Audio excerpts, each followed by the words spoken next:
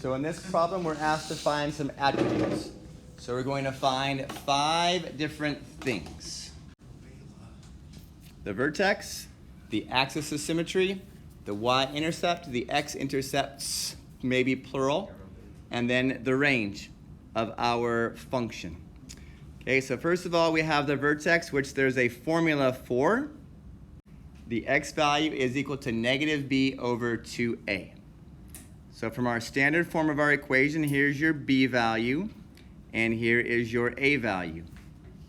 So when we substitute those in here, we get the negative 2 over 2 times negative 3, which becomes negative 2 over negative 6, which is a 1/3 x value.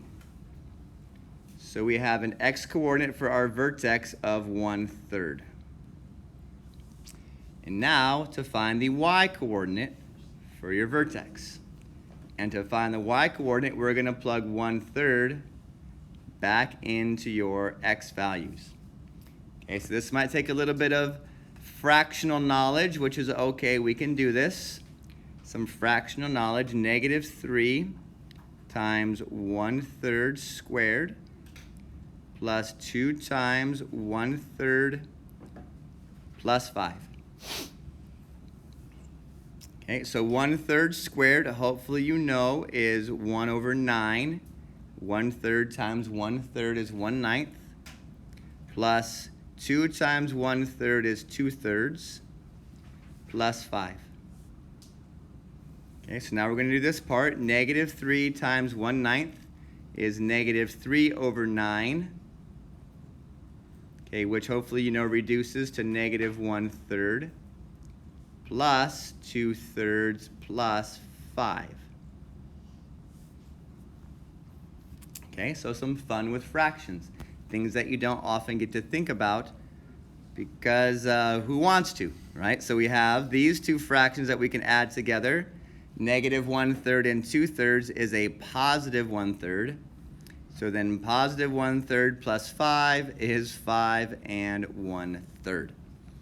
Okay, when you add these things together. So there's some fun with fractions in order to figure out the y coordinate of your vertex, which is 5 and 1/3. So there we have it. There is your vertex. 1/3 in the x and 5 and 1/3 in the y. Okay, part number 2, the axis of symmetry is the vertical line that goes through your vertex. So in other words, x equals 1/3 is the equation for your axis of symmetry. And that's really all there is to it. Okay, moving on to the y-intercept. For the y-intercept, you plug in 0 for all of the x's. So negative 3 times 0 squared plus 2 times 0 plus 5. Okay, so 0 squared is 0 times negative 3. That term is gone. 2 times 0, well, that's 0 also. So 0 plus 5 is just 5. So remember, the y-intercept is a point, right? It's a coordinate with a 0 value for x, and in this case, a 5 value for y. So on to the x-intercepts. To find the x-intercepts, there are lots of ways, but we have to solve your equation. So I'm going to bring it over here and try and factor it. So first I'm going to pull the negative out because I don't like factoring with negative coefficients. So that's going to change the sign of my 2x, and it's going to change the sign of my 5. So to continue factoring, I'm going to use the AC method and multiply positive 3 and negative 5, right? Multiply this on top of my x and get negative 15. And then the minus 2 from the center, your b value, goes on the bottom of my x. And when I'm factoring, I'm looking for numbers that multiply to give negative 15 and at the same time add to get negative 2. So if you're thinking in your brain of negative 5 and 3, you are correct in thinking those two numbers multiply to give you negative 15 and add to give negative 2. But in the AC method, because we multiplied by 3 to get our top number, we have to divide by 3 to get your actual factors. So the question is, does 3 divide -5? And the answer is no. So our factor becomes 3x minus 5 as one of our multipliers. And on the right side, does 3 divide 3? The answer is yes. So that's an x plus 1, because 3 divided by 3 is 1. So now that we have our quadratic in factored form, we can take each of our factors and set them equal to 0 in order to solve our quadratic. So when we add 5 and divide both sides by 3, one of your solutions, or your zeros, is 5/3. And when we subtract 1, our other solution, or our other zero, is -1. So we have an x value of 5/3 and an x value of -1. So when we come back up here to our x-intercepts, we have an x-intercept at -1, 0, and an x-intercept at 5/3, 0.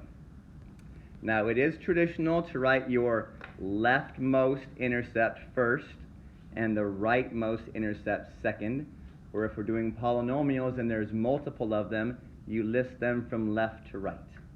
Okay, that's traditionally how we would write those, although it doesn't really matter which one goes on the left and which one goes on the right.